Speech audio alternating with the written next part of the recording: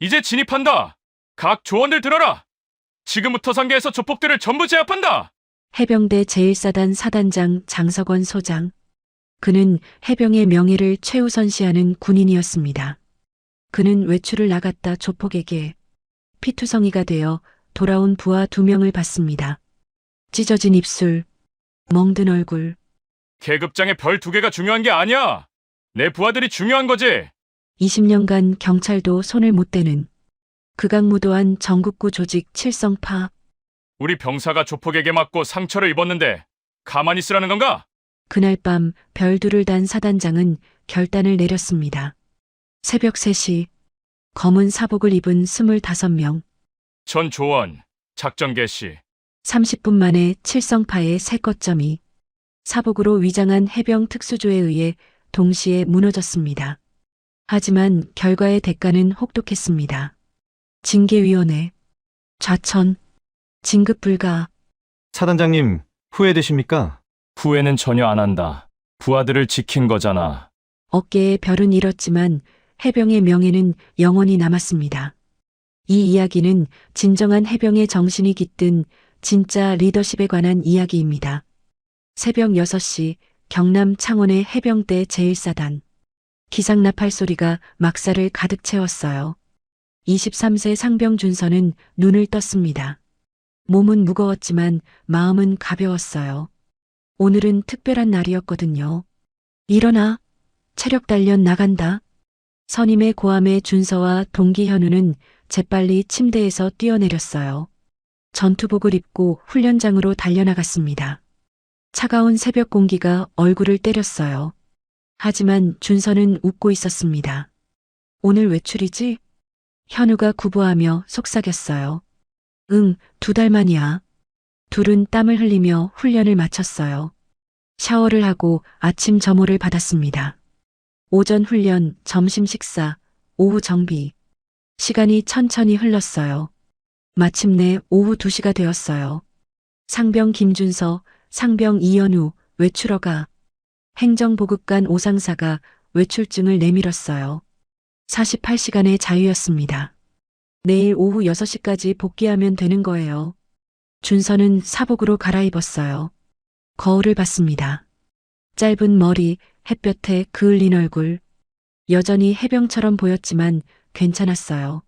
사고 치지 말고 다녀와라. 오상사가 당부했어요. 예, 상사님. 둘은 경례를 올리고 정문을 나섰어요. 버스를 타고 마산으로 향했습니다. 창밖으로 봄 풍경이 지나갔어요. 준서는 창문에 이마를 기댔습니다. 문득 할머니 생각이 났어요. 10년 전 대구 서문시장. 할머니는 작은 떡볶이 가게를 운영하셨어요. 새벽 4시에 일어나 떡을 썰고 양념을 만드셨죠. 준서는 학교 가기 전 항상 할머니 가게에 들렀습니다. 준서야, 이거 먹고 가거라. 할머니는 따뜻한 떡볶이를 담아주셨어요. 그 맛을 준서는 지금도 기억해요. 하지만 어느 날부터 할머니 표정이 어두워졌습니다. 할머니, 무슨 일 있어요? 아니다, 준서야. 아무것도 아니야.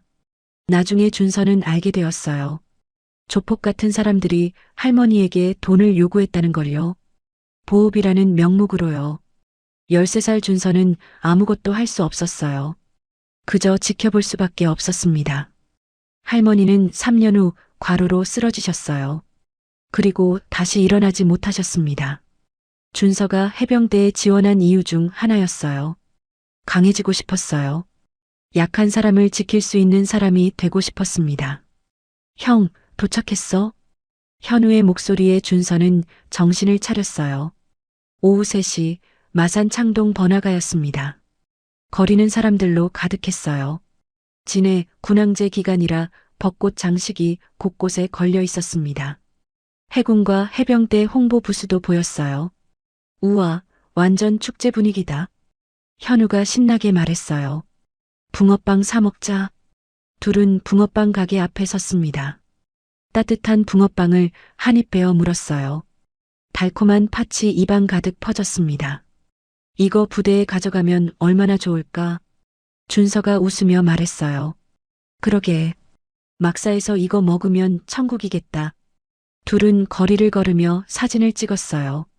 거리 공연도 구경했습니다. 평범한 20대 청년들처럼요. 시간이 흘러 저녁 7시가 되었어요. 배고프다. 밥 먹자. 현우가 말했어요. 포장마차 어때? 소주도 한잔하고. 좋아. 둘은 할매 손맛 포장마차라는 간판을 발견했어요.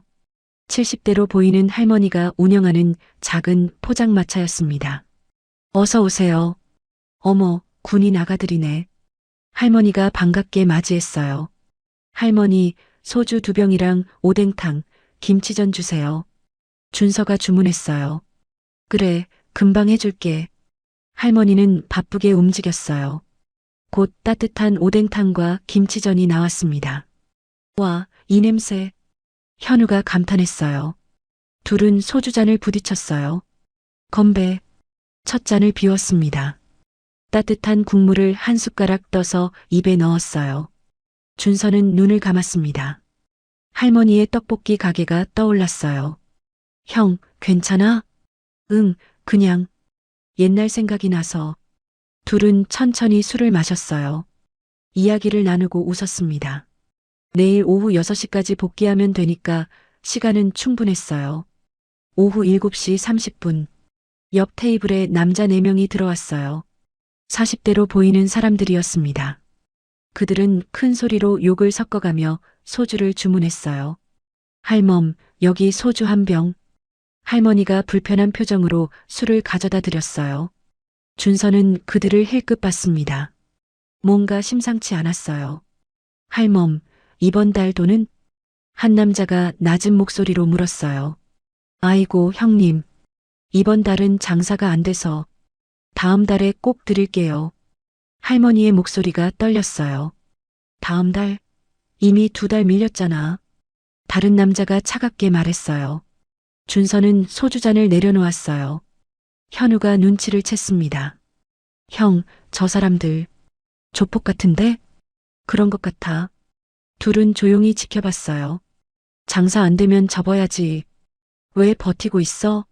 한 남자가 테이블을 발로 찼어요. 쾅! 접시가 바닥에 떨어져 산산조각 났습니다.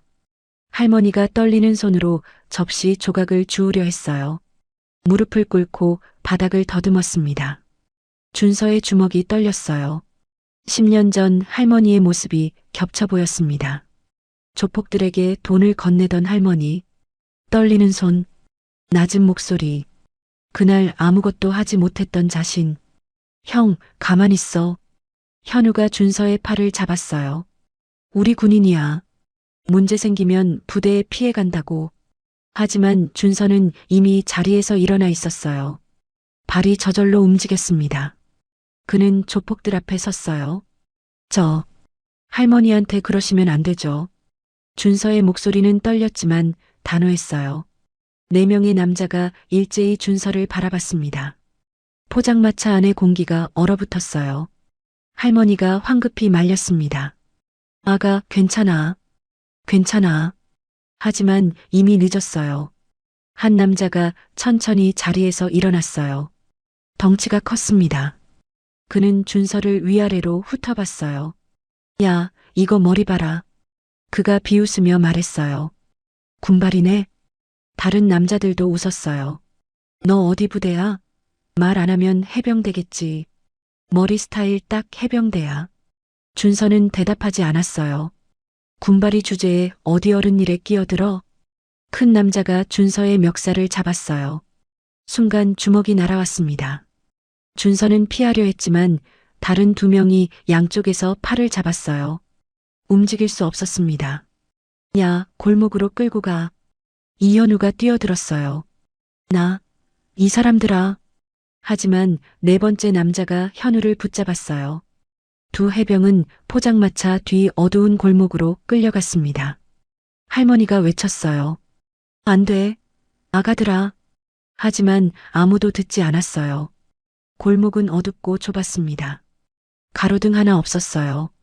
준서는 숨을 고르며 생각했어요. 수색대 격투 훈련. 1대1이면 이길 수 있어. 하지만 4명이면. 형, 우리 도망치자. 현우가 속삭였어요. 하지만 양쪽 골목 입구가 이미 막혀 있었습니다. 큰 남자가 다가왔어요. 해병대? 여기는 칠성파 구역이야. 그가 냉소적으로 웃었어요. 군인이 뭐 대수야? 주먹이 날아왔습니다. 준서의 얼굴을 강타했어요. 입안에서 쇠맛이 났습니다. 군바리가 참견하면 어떻게 되는지 보여줘야지. 두 번째 주먹, 세 번째 주먹. 준서의 눈두덩이 부어올랐어요. 입술이 찢어졌습니다. 그는 이를 악물었어요. 소리 지르면 진다. 해병은 지지 않아. 옆에서 현우도 막고 있었어요. 나, 제발. 현우의 목소리가 들렸습니다. 10분이 지났어요. 아니, 더 길었을지도 몰라요. 마침내 폭행이 멈췄습니다.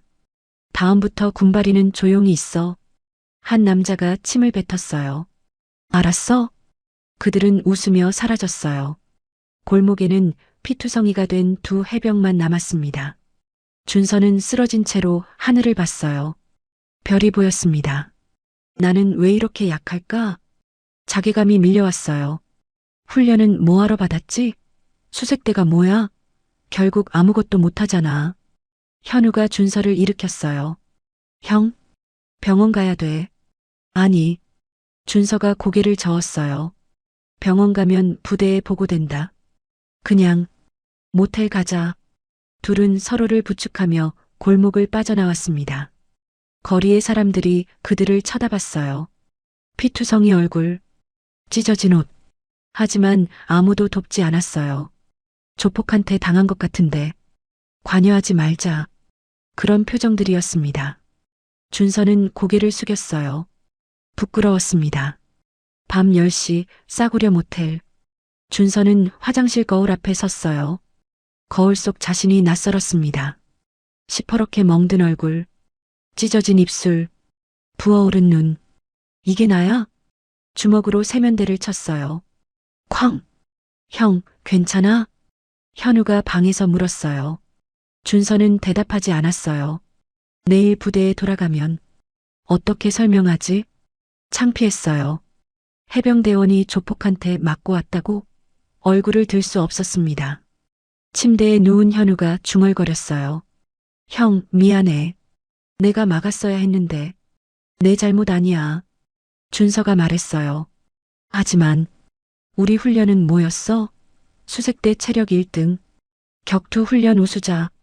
그게 무슨 소용이야? 맞는 말이었어요. 밤새 둘 다 잠들지 못했습니다. 일요일 아침이 밝았어요. 준서는 거울을 다시 봤어요. 멍은 더 짙어졌고 부기도 심했습니다. 형, 이걸 어떻게 숨겨? 모자를 눌러쓰고 고개 숙이고 들어가자. 하지만 둘 다 알았어요. 외출 복귀 점호 때 들킬 거라는 걸요. 오후 4시 부대로 돌아가는 버스. 준서는 창밖을 바라봤어요. 마산거리가 지나갔습니다. 저 거리 어딘가에 저놈들이 있겠지. 웃으면서 술 마시고 있겠지. 분노가 치밀었어요. 동시에 무력감도 느꼈습니다. 형, 우리 신고할까? 현우가 조심스럽게 물었어요. 신고해봤자 소용없어. 준서가 고개를 저었어요. 저놈들은 경찰도 못 건드린다며. 게다가 우리가 먼저 개입했다고 하면.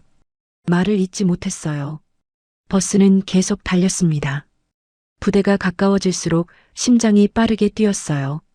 오후 5시 30분. 해병대 제1사단 정문이 보였어요.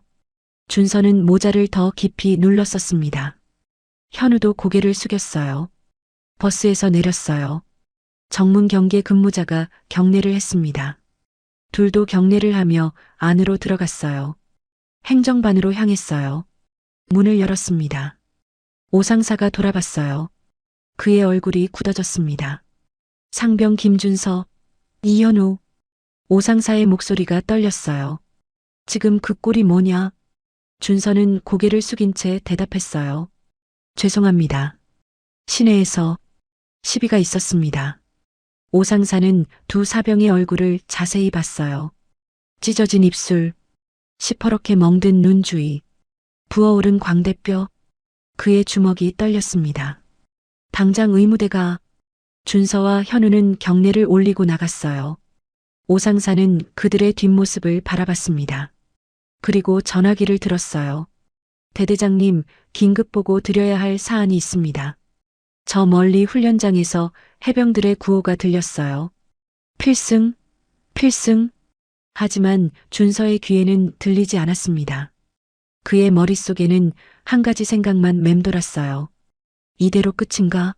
정말 이대로? 주먹을 꽉 쥐었어요. 하지만 아무것도 할 수 없었습니다. 해가 졌어요. 긴 하루가 끝났습니다. 하지만 진짜 이야기는 이제 시작이었어요. 일요일 오후 5시 40분 해병대 제1사단 의무대. 준서와 현우는 진료실 의자에 앉아 있었어요. 군의관 이승호 대위가 두 사람의 얼굴을 살폈습니다. 이거 심각한데요? 승호의 목소리가 무거웠어요. 그는 준서의 턱을 가볍게 들어 올렸습니다. 찢어진 입술, 멍든 광대뼈, 부어오른 눈두덩. 늑골도 확인해야겠어요. 여기 누워보세요. 준서는 침대에 누웠어요. 승호가 옆구리를 살짝 눌렀습니다. 으윽. 준서가 신음을 참았어요. 금이 갔을 수도 있어요. 엑스레이 찍어야 합니다. 의무병이 카메라를 들고 왔어요. 플래시가 터졌습니다. 정면, 측면, 상처 클로즈업. 현우도 같은 과정을 거쳤어요. 엑스레이 촬영, 사진 기록, 진단서 작성. 상병님들, 대체 무슨 일이? 의무병이 조심스럽게 물었어요. 준서는 대답하지 않았어요. 그저 천장을 바라볼 뿐이었습니다. 승호가 진단서를 작성했어요. 외부 폭력에 의한 다발성 타박상, 안면부 열상, 늑골 균열 의심, 최소 2주 치료 필요. 이 진단서는 곧 폭탄이 될 거예요. 오후 6시 수색대대 행정실. 오상사는 컴퓨터 앞에 앉아 있었어요. 손이 떨렸습니다. 25년 군생활 동안 이런 심각한 사건은 처음이었어요. 이건 단순 시비가 아니야. 조직적인 폭행이야. 그는 긴급 보고서를 작성하기 시작했어요. 사진을 첨부하고 진단서를 스캔했습니다. 준서의 진술도 받아 적었어요. 외출 중 포장마차에서 조직폭력배 목격. 피해자 할머니 보호 시도. 4명에게 골목으로 끌려가 집단 폭행당함. 가해 조직 칠성 파악. 보고서가 완성되었어요. 오상사는 전화기를 들었습니다. 대대장님, 긴급 보고 드려야 할 사안이 있습니다. 뭔가? 수색 대대장 민준 대령의 목소리가 들렸어요. 우리 대원 2명이 외출 중 조직 폭력배에게 폭행당했습니다. 전화 너머에서 침묵이 흘렀어요. 지금 뭐라고 했나? 사진을 보내드리겠습니다. 오후 6시 30분 수색대대장실. 민주는 컴퓨터 화면을 응시했어요. 사진이 하나씩 열렸습니다. 준서의 얼굴, 현우의 얼굴, 엑스레이 사진. 그의 얼굴이 굳어졌어요. 칠성파. 이 조직이 우리 대원들을. 주먹을 쥐었습니다. 책상을 쳤어요. 쾅. 민주는 즉시 전화를 들었어요. 작전 참모님, 저 서민준입니다. 지금 사단장님께 직접 보고해야 할 사안이 있습니다. 무슨 일인가? 최병철 중령의 목소리였어요. 우리 수색대원 2명이 외출 중에 조직폭력배에게 폭행당했습니다. 뭐? 사진 보시면 압니다. 지금 보내드리겠습니다. 오후 7시 사단 작전 참모실. 병철은 화면을 보고 숨을 들이켰어요. 이건 보통 일이 아니야. 그는 15년 군생활 동안 서건 소장을 3년간 보좌했어요. 소장의 성격을 잘 알았습니다. 이 사진을 보시면 가만히 계시지 않을 거야. 병철은 고민했어요. 보고하면 큰일이 날 수도 있어. 하지만 안 하면 그것도 문제고. 결국 그는 전화를 들었어요. 사단장님, 긴급 보고 드려야 할 사안이 있습니다. 들어오게. 서건의 목소리가 들렸어요. 저녁 7시 15분 사단장실. 서건 소장은 책상에서 주간 업무 보고서를 검토하고 있었어요. 52세의 그는 30년 경력의 베테랑이었습니다. 노크 소리가 들렸어요. 들어오시게. 병철이 경례를 올리고 들어왔어요. 그의 손에는 보고서가 들려 있었습니다. 사단장님, 수색대 상병 2명이 외출 중 조직폭력배에게 폭행당했습니다. 서건은 펜을 내려놓았어요. 보고서를 주게. 병철이 보고서를 건넸어요. 서건은 첫 페이지를 펼쳤습니다. 그리고 두 번째 페이지로 넘겼어요. 사진이 나왔습니다. 서건의 눈빛이 변했어요. 찢어진 입술, 멍든 광대뼈, 엑스레이 속 금간 늑골. 그의 손이 떨렸습니다. 30년 군생활, 수많은 훈련 사고를 봤어요. 하지만 이건 달랐습니다. 이건 사고가 아니라 폭행이었어요. 서건은 한 장 한 장 천천히 넘겼어요. 준서의 정면 사진, 측면 사진, 상처 클로즈업. 그의 턱이 떨렸습니다. 이게 뭐냐? 책상을 쳤어요. 쾅! 병철이 움찔했습니다. 죄송합니다, 사단장님. 외출 중에. 외출이 문제가 아니야. 서건의 목소리가 높아졌어요. 우리 병사가 조폭에게 맞았다는 게 문제지. 그는 보고서를 다시 펼쳤어요. 진술 부분을 읽었습니다. 포장마차 할머니를 괴롭히는 조직원 목격. 제지 시도. 골목으로 끌려가 일방적 폭행. 칠성파. 20년간 마산 지역 장악. 경찰도 단속 못함. 읽으면 읽을수록 분노가 치솟았어요. 서건은 자리에서 일어났습니다. 창문으로 다가갔어요. 훈련장이 보였어요. 저녁 구보를 하는 해병들의 모습이 눈에 들어왔습니다. 필승, 필승, 필승. 그들의 구호가 들렸어요. 서건은 주먹을 쥐었습니다. 중령, 이 친구들이 왜 개입했는지 아나? 할머니를 도우려고 한 것으로 보입니다. 그래, 정의감 때문이야. 서건이 돌아섰어요. 해병다운 행동이지. 그런데 그 대가가 이거야? 그는 보고서를 들어 올렸습니다. 경찰은 뭘 했나? 칠성파는 지역 유지들과 결탁되어 있어서 경찰도 손을 못 댄다고 합니다. 경찰이 손을 못 댄다고? 서건의 목소리가 차갑게 변했어요. 그래서 우리 병사가 맞아도 가만히 있으라는 건가? 병철은 대답하지 못했어요. 서건은 다시 창밖을 바라봤습니다. 훈련장의 해병들이 땀을 흘리며 달리고 있었어요. 그들은 나라를 지키기 위해 훈련받는 청년들이었습니다. 저 친구들이 조폭한테 맞고도 참아야 하나? 서건은 30년 전을 떠올렸어요. 소위 시절이었습니다. 부하 한 명이 민간인에게 폭행당한 적이 있었어요. 당시 대대장은 말했어요. 참아라. 군인이 민간 문제에 개입하면 안 된다. 그때 서건은 무력감을 느꼈었어요. 부하를 지키지 못하는 자신이 한심했습니다. 하지만 이제는 다르다. 서건은 돌아섰어요. 중령, 비공식 회의를 소집하게. 사단장님? 병철이 놀란 표정을 지었어요. 오늘 밤 10시 이 방에서. 서건의 목소리는 단호했어요. 작전참모, 정보참모, 헌병대장, 수색대대장. 이 4명만 소집하게. 알겠습니다. 병철은 경례를 올리고 나갔어요. 서건은 다시 혼자 남았습니다. 그는 창밖의 훈련장을 바라봤어요. 해가 지고 있었습니다. 별이 중요한 게 아니야. 부하들이 중요한 거지. 그는 책상 서랍을 열었어요. 30년 전 사진이 들어 있었습니다. 소위 시절 부대 사진이었어요. 젊은 시절의 자신과 부하들이 찍혀 있었어요. 나는 그때 아무것도 못했어. 하지만 이번엔 다르다. 서건은 사진을 다시 서랍에 넣었어요. 그리고 보고서를 펼쳤습니다. 준서의 진술 마지막 부분이 눈에 들어왔어요. 한 번 해병은 영원한 해병입니다. 제가 약해서 죄송합니다. 서건의 눈가가 뜨거워졌어요. 약한 게 아니야, 친구. 자네는 용감했어. 그는 펜을 들었습니다. 백지를 꺼냈어요. 그리고 적기 시작했습니다. 작전 구상안. 오후 8시 부관이 저녁 식사를 가져왔어요. 사단장님, 식사하십시오. 됐네. 입맛이 없어. 서건은 혼자 남아 있었어요. 그는 보고서를 다시 읽었습니다.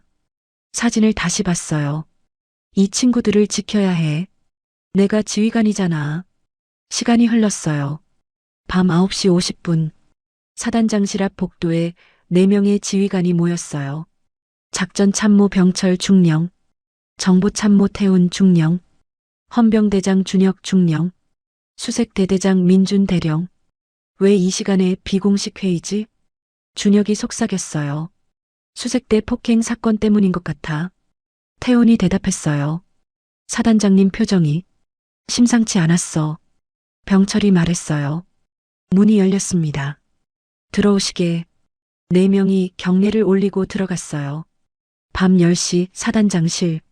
5명이 탁자에 둘러앉았어요. 서건은 보고서를 탁자 중앙에 펼쳐놓았습니다. 사진들이 드러났어요. 참모들의 얼굴이 굳어졌어요. 이게 우리 대원들입니까? 민준이 떨리는 목소리로 물었어요. 그렇네. 서건이 대답했어요. 칠성파라는 조직이 우리 해병 둘을 이렇게 만들었어. 준혁이 주먹을 쥐었어요. 태호는 고개를 숙였습니다. 서건이 입을 열었어요. 의견을 듣겠네. 침묵이 흘렀어요. 병철이 조심스럽게 말했습니다. 사단장님, 이건 민간 폭력 사건입니다. 그래서 경찰이 처리해야 할 일이죠. 서건이 사진을 가리켰어요. 경찰이 20년간 손 못 댄 조직이야. 그래도 병철이 말을 이었어요. 군이 개입하면 상부에서 문제 삼을 겁니다. 국방부, 합동참모본부까지 보고될 수 있습니다. 그래서 가만히 있으라는 건가? 서건의 목소리가 낮아졌어요. 우리 병사가 이렇게 맞아도 아무도 대답하지 못했어요. 태훈이 입을 열었어요. 사단장님, 현실적으로 생각해야 합니다. 현실? 예. 사단장님 경력에 5점이 남을 수 있습니다. 진급, 전보. 서건이 웃었어요. 차가운 웃음이었습니다. 중령, 나한테 별이 중요한가? 저 친구들이 중요한가? 태호는 입을 다물었어요. 준혁이 말했습니다. 사단장님, 법적으로도 문제입니다. 군이 민간에 개입하면 직권남용으로. 조폭이 군을 고소한다고? 네, 변호사를 동원할 겁니다. 서건은 고개를 저었어요. 민준이 일어났습니다. 사단장님, 저는 찬성합니다. 모두가 그를 바라봤어요. 저 친구들은 제 부하입니다. 제가 책임져야 합니다. 서건이 고개를 끄덕였어요. 고맙네, 대령. 서건은 자리에서 일어났어요. 여러분, 나는 30년간 해병대에 있었네. 그가 말을 이었어요. 해병대가 뭔지 아나? 명예야. 우리가 가장 중요하게 여기는 게 명예지. 그는 사진을 들어 올렸습니다. 지금 우리 명예가 짓밟혔어.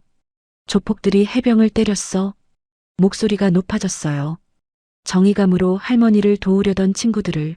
우리가 가만히 있으면 앞으로도 계속될 거야. 그는 창밖을 가리켰어요. 저기 훈련장에서 구보하는 친구들 보이나? 저 친구들이 조폭 무서워서 고개 숙이고 다니길 바라나? 아무도 대답하지 않았어요. 오늘 밤부터 준비한다. 서건의 목소리는 단호했어요. 내일 새벽 작전. 참모들이 술렁였어요. 서건은 백지를 꺼냈어요. 펜을 들었습니다. 그리고 적었어요. 작전명 귀신. 비공식 작전이야. 상부 보고 없어. 인가 없어. 서건이 말했어요. 그냥 우리끼리 하는 거야. 회의실이 조용해졌어요. 참여하기 싫은 사람은 지금 나가도 돼. 아무도 나가지 않았어요. 서건은 미소 지었습니다. 그럼 시작하자. 회의가 끝났어요. 참모들이 나갔습니다. 서건은 혼자 남았어요. 그는 창밖을 바라봤어요. 별이 보였습니다. 별들이 중요한 게 아니야. 부하들이 중요한 거지. 그는 작전 계획서를 작성하기 시작했어요. 긴 밤이었습니다. 하지만 서건의 눈빛은 흔들리지 않았어요. 월요일 새벽 12시 사단장실. 서건은 작전 계획서를 완성했어요. 책상 위에 놓인 종이에는 세밀한 계획이 적혀 있었습니다. 목표 칠성파 거점 3곳 동시 타격. 투입 병력 수색대 정예 25명. 작전 시간 새벽 3시 정각. 작전 방식 비살상, 신속 제압, 증거 확보. 서건은 계획서를 프린트했어요. 5부만 뽑았습니다. 증거를 최소화하기 위해서였어요. 그는 병철에게 암호화된 메시지를 보냈습니다. 02시 수색대대 집결, 새벽 1시 수색대대 막사. 오상사가 명단을 작성하고 있었어요. 25명을 선발해야 했습니다. 기준은 명확했어요. 첫째, 미혼자 우선. 가족에게 피해를 최소화하기 위해서였습니다. 둘째, 체력 최상급. 작전을 완수할 수 있어야 했어요. 셋째, 격투 우수자. 최소한의 물리력으로 제압해야 했습니다. 넷째, 입이 무거운 대원. 비밀을 지킬 수 있어야 했어요. 명단이 완성되었어요. 오상사는 막사로 들어갔습니다. 불을 켜지 않고 조용히 움직였어요. 박성민 중사. 작은 목소리로 불렀어요. 예. 성민이 눈을 떴습니다. 일어나. 조용히. 질문하지 말고 따라와. 성민은 당황했지만 따랐어요. 군인은 명령에 따르는 거니까요. 오상사는 다음 사람을 깨웠습니다. 김동혁 중사. 예. 일어나.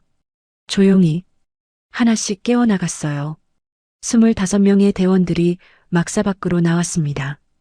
그들은 서로를 바라봤어요. 무슨 일인지 몰랐습니다. 체육관 창고로 가자. 오상사가 말했어요.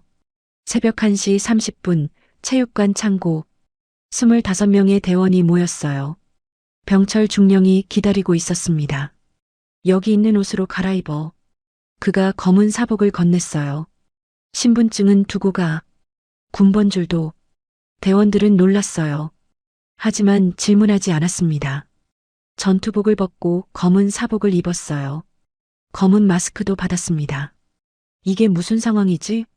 한 대원이 작게 속삭였어요. 모르겠어. 근데 심상치 않아. 무기고가 아닌 체육관 창고였어요. 살상 무기는 없었습니다. 손전등, 로프, 장갑, 마스크만 준비되어 있었어요. 병철이 설명했습니다. 오늘 작전은 비살상이야. 목표는 제압과 증거 확보. 누구도 심각하게 다치게 하면 안 돼. 한 대원이 손을 들었어요. 중령님, 대체 무슨 작전입니까? 지금은 말할 수 없어. 2시에 브리핑한다.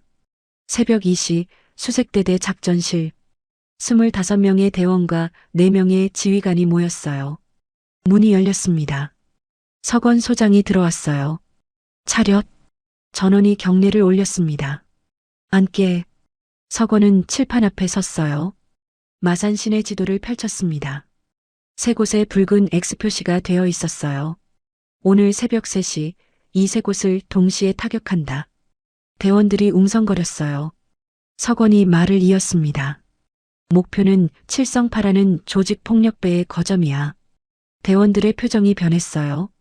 어제 우리 동료 2명이 이 조직에게 폭행당했어. 누군가 물었어요. 김준서 선임이요? 그래. 김준서 상병과 이현우 상병이야. 대원들 사이에서 분노가 일었어요. 준서 형이. 현우가. 서건이 손을 들어 조용히 시켰어요. 1조는 창동 도박장. 2조는 마산 대부업 사무실. 3조는 진동 유흥업소 본부. 그가 지도를 가리켰습니다. 각 조 8명에서 9명씩. 목표는 3가지야. 서건의 목소리가 단호해졌어요. 첫째, 조직원 제압. 둘째, 불법 증거 확보. 셋째, 30분 내 철수. 민준 대령이 보충했습니다. 살상은 금지야. 최소한의 물리력만 사용해. 신분 노출도 금지. 얼굴은 모두 가려. 말도 최소한으로만 해. 한 대원이 손을 들었어요. 대령님, 이건 합법입니까? 침묵이 흘렀어요. 서건이 대답했습니다. 합법은 아니야. 하지만 필요해. 그가 대원들을 바라봤어요. 참여하기 싫은 사람은 지금 나가도 돼. 강요하지 않아. 아무도 움직이지 않았어요. 오히려 한 대원이 말했습니다. 사단장님, 저희가 하겠습니다. 다른 대원들도 고개를 끄덕였어요. 준서 형을 위해서라도. 서건은 미소 지었습니다. 고맙네. 조 편성이 시작되었어요. 1조 조장은 성민 중사, 2조 조장은 동혁 중사, 3조 조장은 재훈 중사, 각 조의 통신병, 사진 담당, 증거 확보 담당이 배치되었어요. 서건이 강조했습니다. 증거 확보가 핵심이야. 장부, 녹취록, 사진, 뭐든 가져와. 이걸 새벽에 경찰서 앞에 놓을 거야. 병철이 민간 승합차 3대의 키를 보여줬어요. 차량은 렌터카야. 군용 차량 아니야. 번호판도 일반 번호판이야. 모든 게 철저하게 준비되어 있었어요. 질문 있나? 서건이 물었어요. 한 대원이 손을 들었습니다. 사단장님, 만약 우리가 잡히면 어떻게 됩니까? 서건은 잠시 침묵했어요. 내가 모든 책임을 진다. 자네들은 명령에 따랐을 뿐이야. 대원들의 눈빛이 흔들렸어요. 하지만 잡히지 않을 거야. 우린 귀신처럼 움직일 거니까. 새벽 2시 30분 사단 후문. 세 대의 검은 승합차가 대기하고 있었어요. 대원들이 조용히 탑승했습니다. 검은 사복, 검은 마스크, 검은 장갑. 마치 그림자 같았어요. 서건도 지휘 차량에 탔어요. 병철이 조심스럽게 물었습니다. 사단장님, 정말 직접 가시겠습니까? 내가 명령한 작전이야. 내가 책임진다. 차량들이 불을 끄고 출발했어요. 밤은 깊고 고요했습니다. 눈발이 조금씩 내리기 시작했어요. 차량은 천천히 움직였어요. 속도를 내지 않았습니다. 눈에 띄지 않기 위해서였어요. 새벽 2시 50분 마산 시내. 세 조가 각각 목표 지점 인근에 도착했어요. 1조는 창동 도박장 근처 골목에 차를 세웠습니다. 2조는 마산 대부업 사무실 뒤편에 위치했어요. 3조는 진동 유흥업소 건물 맞은편에 주차했습니다. 무전 체크가 시작되었어요. 1조 배치 완료. 성민의 목소리였어요. 2조 배치 완료. 동혁의 목소리가 이어졌습니다. 3조 배치 완료. 재훈도 보고했어요. 서건은 손목시계를 봤어요. 3시까지 10분 남았습니다. 그는 무전기를 들었어요. 전조원 들어라. 대원들이 긴장했어요. 이 작전은 우리 동료의 명예를 지키기 위한 거야. 서건의 목소리는 낮았지만 힘이 있었어요. 해병답게 행동하라. 신속하고 정확하게. 그리고 안전하게. 예. 작은 목소리로 대답이 돌아왔어요. 서건은 시계를 다시 봤습니다. 2시 58분, 2시 59분. 눈발이 거세졌어요. 거리는 적막했습니다. 3시 정각. 서건은 무전기를 입에 가져갔어요. 전조원. 잠시 침묵. 작전 개시. 1조가 움직였어요. 도박장 문 앞에 섰습니다. 안에서 웃음소리와 칩소리가 들렸어요. 성민이 손짓했어요. 돌입. 문이 부서졌어요. 쾅. 조명이 꺼졌습니다. 비명이 터졌어요. 누구야? 조용히 해. 8명의 대원이 순식간에 내부를 장악했어요. 도박꾼 12명이 바닥에 엎드렸습니다. 조직원 3명도 제압되었어요. 사진 담당이 현장을 촬영했어요. 플래시가 터졌습니다. 도박칩 현금 뭉치, 장부. 1조 5분 만에 제압 완료. 성민이 무전으로 보고했어요. 2조도 움직였어요. 대부업 사무실 창문을 통해 진입했습니다. 내부에는 직원 2명만 있었어요. 꼼짝 마. 순식간에 제압되었어요. 동혁이 서류를 뒤졌습니다. 서랍을 열고 캐비닛을 확인했어요. 불법 대출 장부가 나왔어요. 이자율 300%? 이게 말이 돼? 협박 녹취록도 발견했습니다. 돈 안 갚으면 가족한테 간다. 전부 가방에 담았어요. 2조 증거 확보 완료. 동혁이 보고했습니다. 3조가 움직였어요. 유흥업소 지하로 내려갔습니다. 철문이 잠겨 있었어요. 재훈이 신호를 보냈어요. 한 대원이 철문을 발로 찼습니다. 쾅! 문이 열렸어요. 안에는 칠성파 간부 6명이 술을 마시고 있었어요. 뭐야? 한 간부가 소리쳤어요. 하지만 이미 늦었어요. 대원들이 쏟아져 들어왔습니다. 격투가 시작되었어요. 하지만 해병대 수색대는 조폭보다 훨씬 강했어요. 3분 만에 6명 전원 제압되었습니다. 한 간부가 소리쳤어요. 너희 누구야? 경찰이야? 대원들은 대답하지 않았어요. 그저 묵묵히 증거를 수집했습니다. 서류, 마약 소량, 불법 총기. 3조, 증거 확보 완료. 대박입니다. 재훈이 흥분된 목소리로 보고했어요. 새벽 3시 27분. 서건이 무전기를 들었어요. 전 조원, 철수. 대원들이 조용히 빠져나갔습니다. 눈발 속으로 검은 그림자들이 사라졌어요. 거리는 다시 고요해졌습니다. 마치 아무 일도 없었던 것처럼요. 세 대의 차량이 집결 지점에 모였어요. 인원 점검이 시작되었습니다. 25명 전원 무사. 병철이 보고했어요. 서건은 고개를 끄덕였습니다. 증거 가방을 확인했어요. 장부, 녹취록, 사진, 마약, 불법 총기. 완벽해. 그가 병철에게 지시했어요. 중령, 이거 박스에 담아서 새벽 4시에 마산경찰서 앞에 놓게. 익명으로. 알겠습니다. 새벽 4시 마산경찰서 앞. 큰 박스 하나가 놓였어요. 박스 위에 메모 한 장이 있었습니다. 칠성파의 모든 범죄 증거입니다. 정의를 실현해 주십시오. 익명의 시민. CCTV에는 검은 옷을 입은 사람 하나만 찍혔어요. 얼굴은 모자와 마스크로 가려져 있었습니다. 그는 박스를 놓고 조용히 사라졌어요. 새벽 4시 30분 사단 후문. 세 대의 차량이 돌아왔어요. 대원들이 하차했습니다. 모두 지쳐 있었지만 표정은 밝았어요. 한 대원이 중얼거렸어요. 우리가 해냈어. 서건이 전원을 모았습니다. 오늘 일은 비밀이야. 누구에게도 말하지 마. 알았나? 예. 수고했어. 해산. 대원들이 막사로 돌아갔어요. 서건은 혼자 사단장실로 향했습니다. 새벽 5시 사단장실. 서건은 의자에 앉아 창밖을 바라봤어요.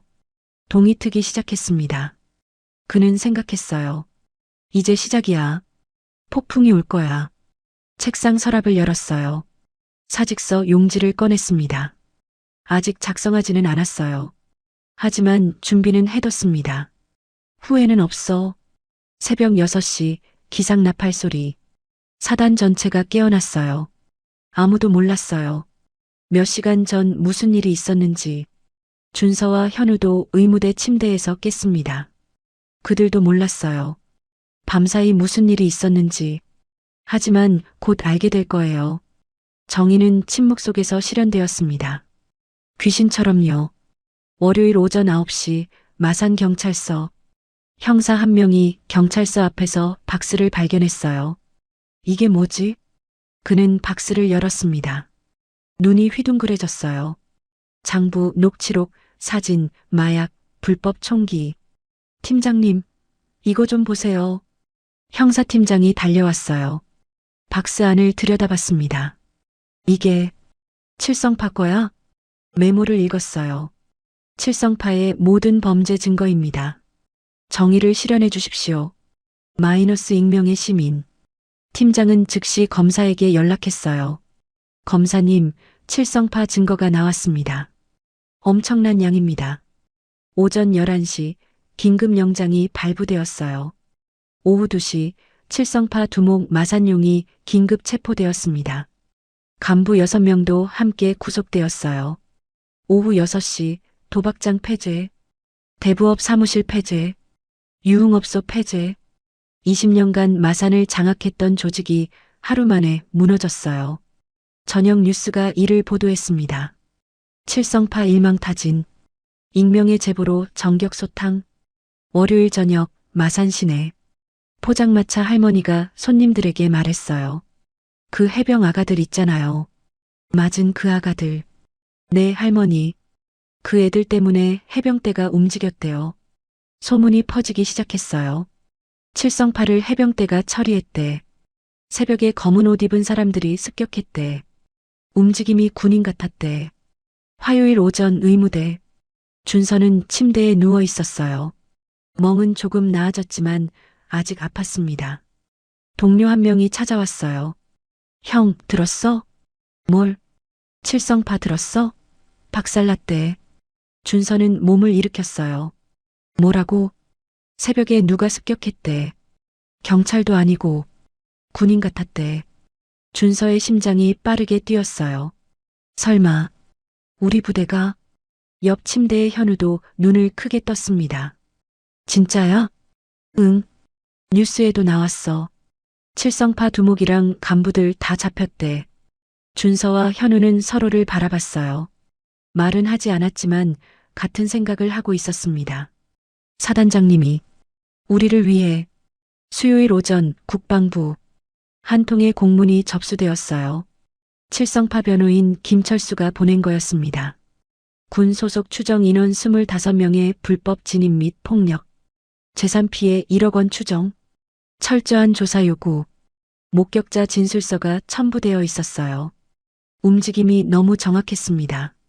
무전기 사용, 팀 단위 작전, 30분 내 철수, 전문 훈련받은 사람들입니다.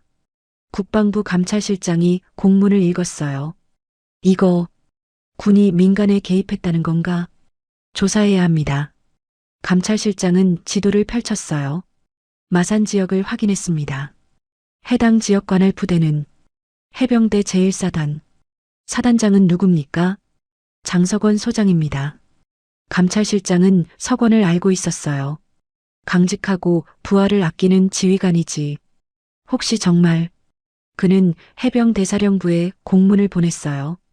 칠성파 사건 관련 해병대 개입 의혹, 제1사단 조사 지시, 목요일 오전 해병대사령부, 감찰실 조사관 2명이 제1사단으로 출발했어요. 정문에서 신분을 확인했습니다. 감찰실에서 나왔습니다. 사단장님 계십니까? 예, 계십니다. 석원은 이미 예상하고 있었어요. 그는 책상 위에 보고서를 준비해뒀습니다. 직접 작성한 보고서였어요. 목요일 오전 11시 사단장실 2명의 조사관이 들어왔어요.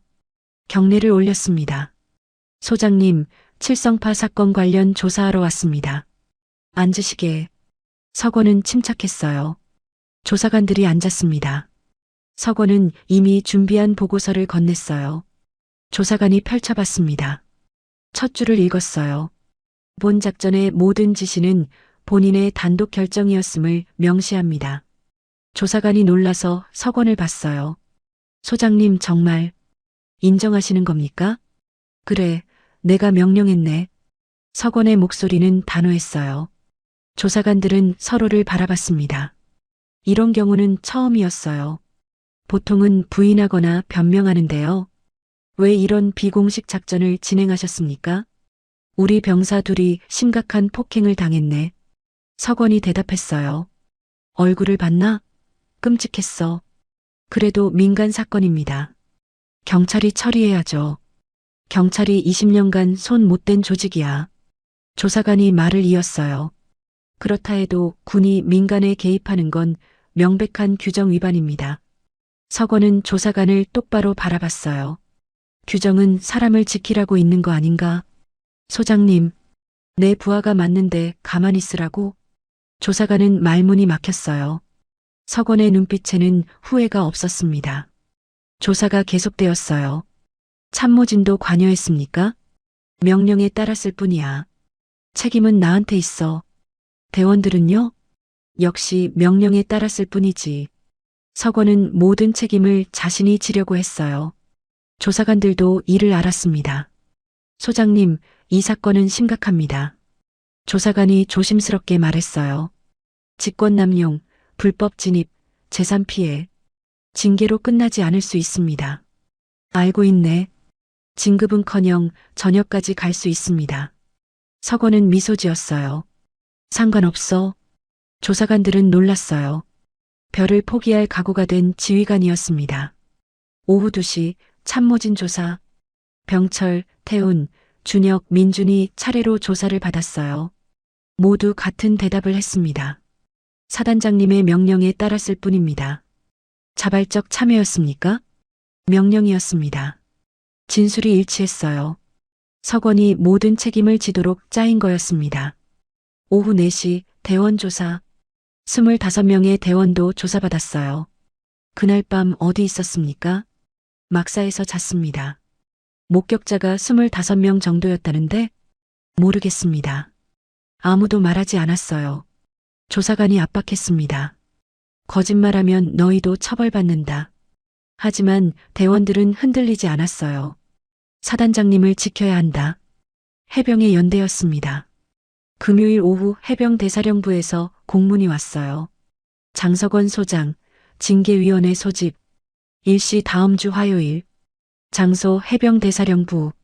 석원은 공문을 읽고 서랍에 넣었어요. 예상했던 일이었습니다. 그는 창밖을 바라봤어요. 훈련장에서 해병들이 구보하고 있었습니다. 저 친구들은 지켜졌어. 그걸로 됐어. 토요일 오전 준서와 현우가 사단장실을 찾았어요. 사단장님 뵙고 싶습니다. 들어오게. 두 상병이 경례를 올렸어요.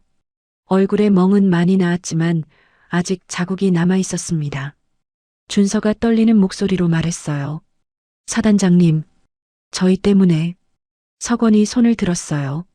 자네들 잘못이 아니야. 하지만 사단장님께서 징계를.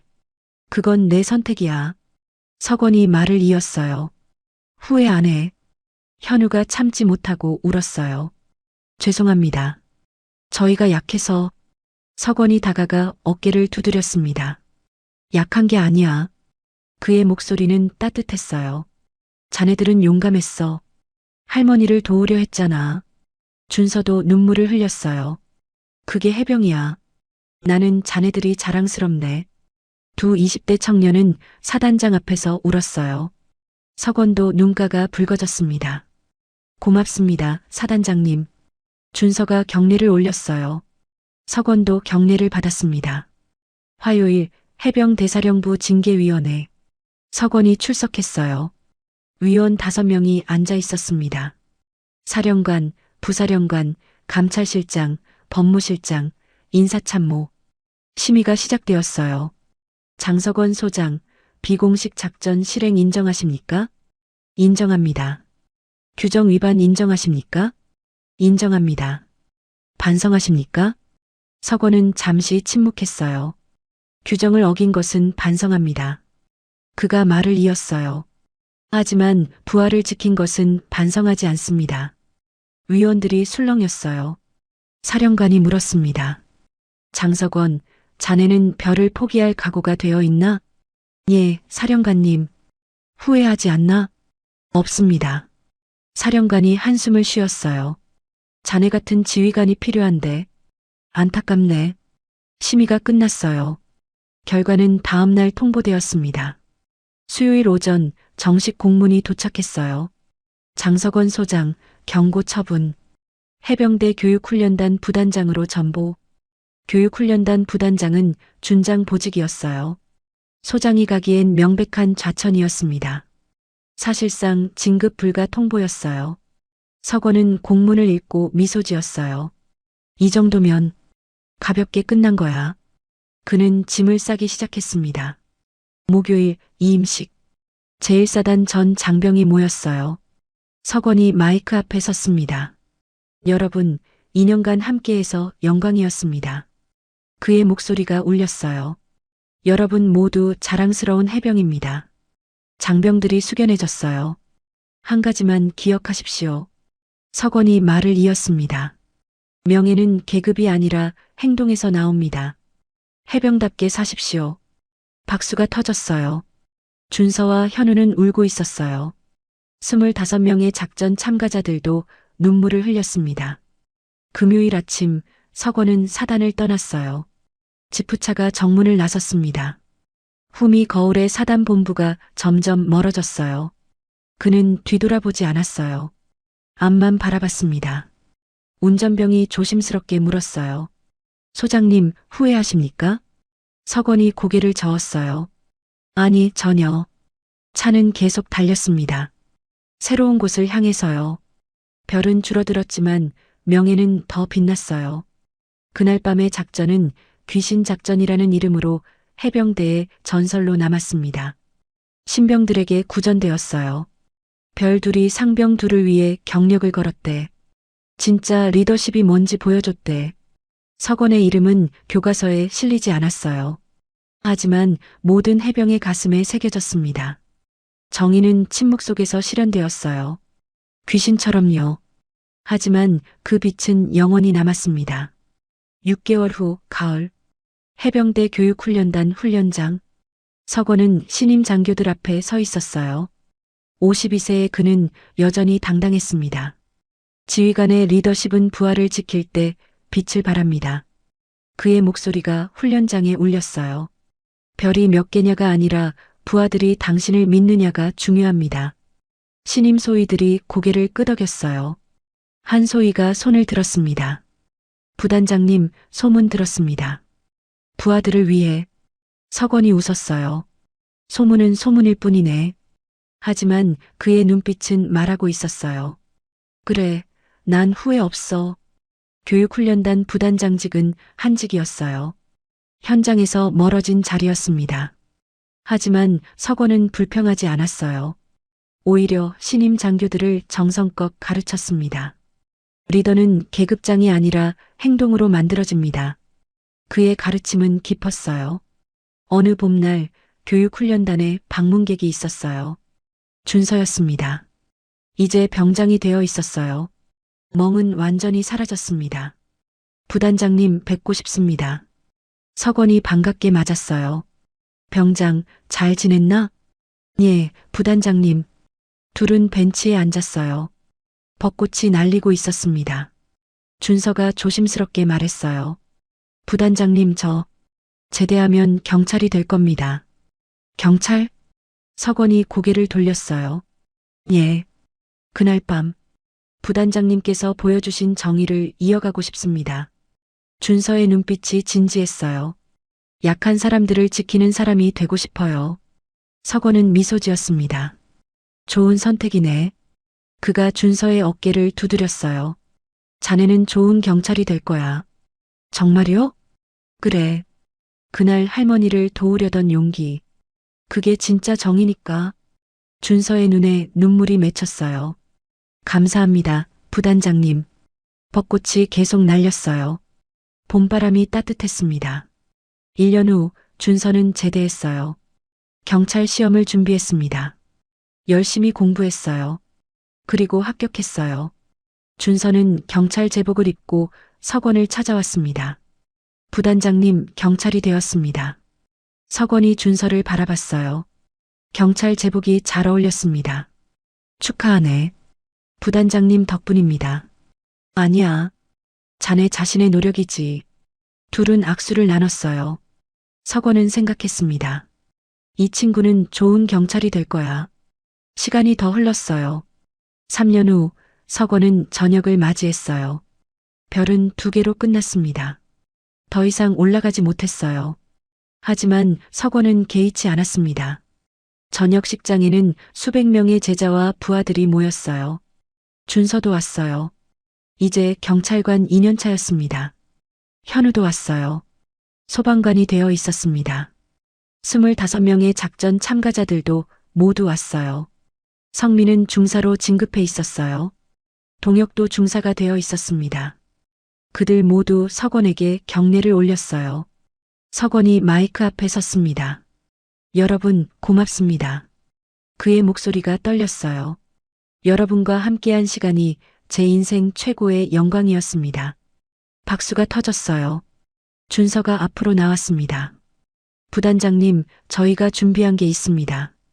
준서는 액자 하나를 건넸어요. 액자 안에는 사진이 있었습니다. 그날 밤 작전에 참여했던 25명의 사진이었어요. 얼굴은 가려져 있었지만 함께 찍은 사진이었습니다. 그리고 글귀가 적혀 있었어요. 한 번 해병은 영원한 해병. 당신의 용기를 잊지 않겠습니다. 마이너스 2025년 귀신 작전 참가자 1동. 석원의 눈에 눈물이 맺혔어요. 고맙네, 정말 고마워. 저녁식이 끝났어요. 석원은 군복을 벗었습니다. 30년 넘게 입었던 군복이었어요. 이제 민간인이 되는 거였습니다. 저녁 후 석원은 부산 해운대를 찾았어요. 바다가 보였습니다. 파도가 철썩거렸어요. 그는 벤치에 앉아 바다를 바라봤어요. 별이 중요한 게 아니었어. 사람이 중요했지. 주머니에서 낡은 사진을 꺼냈습니다. 30년 전 소위 시절 부대 사진이었어요. 젊은 시절의 자신과 부하들이 웃고 있었습니다. 나는 이제 후회 없어. 석원은 미소 지었어요. 그때 누군가 다가왔습니다. 소장님, 돌아보니 준서였어요. 경찰 제복을 입고 있었습니다. 병장? 아니, 이제 경찰관이지. 어떻게 여기를? 순찰 중에 우연히 봤어요. 준서가 석원 옆에 앉았어요. 소장님, 요즘 어떻게 지내세요? 잘 지내지. 자네는? 저도 잘 지냅니다. 요즘 지역 순찰하면서 주민들 도와주고 있어요. 석원이 고개를 끄덕였어요. 그날 할머니처럼 도움이 필요한 분들 많거든요. 준서가 말을 이었어요. 소장님께 배운 걸 실천하고 있어요. 석원은 바다를 바라봤어요. 잘하고 있네. 소장님, 후회하세요? 준서가 조심스럽게 물었어요. 그날 일요. 석원은 고개를 저었어요. 전혀 안 해. 자네들을 지킨 거잖아. 별은요? 별, 그건 쇠덩어리일 뿐이야. 석원이 웃었어요. 진짜 중요한 건 자네 같은 사람들이 올바르게 자라는 거지. 준서의 눈에 눈물이 고였어요. 감사합니다, 소장님. 둘은 한동안 말없이 바다를 바라봤어요. 파도가 밀려왔다 밀려갔습니다. 갈매기 한 마리가 날아갔어요. 5년이 더 흘렀어요. 석원은 조용히 살았습니다. 부산의 작은 집에서 책을 읽고 산책을 했어요. 가끔 옛 부하들이 찾아왔어요. 그럴 때마다 석원은 반가워했습니다. 어느 날 준서가 또 찾아왔어요. 이제 경위가 되어 있었습니다. 소장님, 좋은 소식이 있어요. 무슨 소식인데? 제가 이번에 경찰청 표창을 받았어요. 준서가 상장을 보여줬어요. 시민을 보호하고 정의를 실현한 공로. 석원은 상장을 자세히 봤어요. 축하하네. 정말 자랑스럽네. 소장님 덕분입니다. 준서가 말했어요. 그날 밤이 없었다면 저는 평생 자괴감에 시달렸을 거예요. 석원이 고개를 저었어요. 아니야. 자네가 먼저 용기를 냈잖아. 나는 그저 뒤를 정리했을 뿐이야. 준서는 석원을 꼭 안았어요. 소장님 사랑합니다. 석원도 준서를 안았습니다. 나도 자네가 자랑스럽네. 그날 저녁 석원은 혼자 바다를 걸었어요. 석양이 지고 있었습니다. 하늘이 붉게 물들었어요. 그는 생각했어요. 그날 밤의 선택. 후회하지 않아. 별은 잃었지만 더 큰 걸 얻었어요. 부하들의 존경, 제자들의 성장, 그리고 명예. 석원은 미소 지었습니다. 10년이 흘렀어요. 석원은 이제 60대 중반이었습니다. 어느 날 해병대 신병교육대에서 강연 요청이 왔어요. 전설의 장석원 소장님을 모시고 싶습니다. 석원은 오랜만에 군부대를 방문했어요. 강당에는 수백 명의 신병들이 앉아 있었습니다. 석원이 단상에 섰어요. 여러분 반갑습니다. 신병들이 박수를 쳤어요. 저는 30년 넘게 해병대에 있었습니다. 석원이 말을 이었어요. 그동안 배운 게 하나 있습니다. 신병들이 귀를 기울였어요. 진짜 강한 사람은 약자를 지키는 사람입니다. 진짜 용감한 사람은 정의를 위해 나서는 사람입니다. 진짜 리더는 부하를 위해 자신을 희생할 수 있는 사람입니다. 강당이 조용해졌어요. 여러분, 계급장에 속지 마십시오. 석원의 목소리가 힘이 있었어요. 별이 중요한 게 아닙니다. 명예가 중요한 겁니다. 박수가 터졌어요. 강연이 끝나고 한 신병이 다가왔어요. 소장님, 질문 있습니다. 말해보게. 귀신 작전이 정말 있었습니까? 석원은 미소 지었어요. 그건 전설일 뿐이네. 하지만 전설은 진실보다 중요할 때가 있어. 신병이 고개를 갸우뚱했어요. 무슨 뜻입니까? 전설은 사람들에게 희망을 주거든. 석원이 신병의 어깨를 두드렸어요. 자네도 전설이 되게. 올바른 전설 말이야. 그날 밤 석원은 집으로 돌아왔어요. 침대에 누워 천장을 바라봤습니다. 그날 밤이 벌써 10년 전이구나. 눈을 감았어요. 새벽 3시에 마산거리가 떠올랐습니다. 눈발이 내리던 밤, 검은 사복을 입은 25명의 대원들, 무전기에서 들리던 목소리들, 1조 배치 완료, 2조 배치 완료, 3조 배치 완료, 그리고 자신이 내렸던 명령, 전조원 작전 개시. 서건은 미소 지었어요. 후회 없어. 단 한순간도. 시간이 계속 흘렀어요. 서건은 조용히 나이 들어갔습니다. 하지만 그의 이야기는 계속 전해졌어요. 해병대 신병들에게, 경찰관들에게, 소방관들에게, 별들을 포기한 사단장의 이야기 알아? 응, 부하 둘을 위해 경력을 걸었다는 거? 맞아. 진짜 리더십이 뭔지 보여줬대. 전설은 세대를 넘어 이어졌어요. 어느 겨울밤 서건은 다시 바다를 찾았어요. 70세가 된 그는 여전히 건강했습니다. 벤치에 앉아 별을 바라봤어요. 소장님, 뒤에서 목소리가 들렸어요. 돌아보니 준서였습니다. 이제 40대가 되어 있었어요. 경위. 아니, 이제 총경인가? 네, 소장님. 얼마 전에 진급했어요. 준서가 서건 옆에 앉았어요. 소장님, 전하고 싶은 말이 있어요. 뭔가? 제 아들이 이번에 해병대에 입대했어요. 서건의 눈이 커졌어요. 그래, 자네 아들이? 네. 아버지 이야기를 듣고 결심했대요. 준서가 미소 지었어요. 그리고 소장님 이야기도요. 내 이야기? 네. 진짜 해병이 뭔지 배우고 싶대요. 서건의 눈에 눈물이 고였어요. 고맙네. 정말 고마워. 둘은 한동안 말없이 별을 바라봤어요. 하늘에는 별이 가득했습니다. 소장님, 별 2개 아깝지 않으세요? 준서가 물었어요. 서건은 하늘을 가리켰습니다. 저기 저 별들 봐. 네. 저 별들은 계급장보다 훨씬 아름답지 않나? 준서가 웃었어요. 그렇네요. 별은 하늘에 있을 때 가장 아름다운 거야. 서건이 말했어요. 가슴에 달 필요는 없어. 바람이 불었어요. 차가웠지만 상쾌했습니다. 서건은 일어섰어요.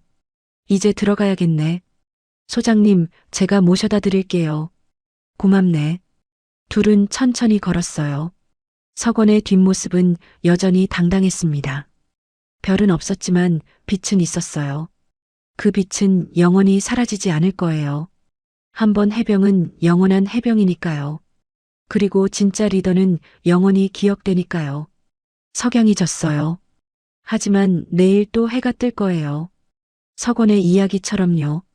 영원히. 안녕하세요. 인생 어울림입니다.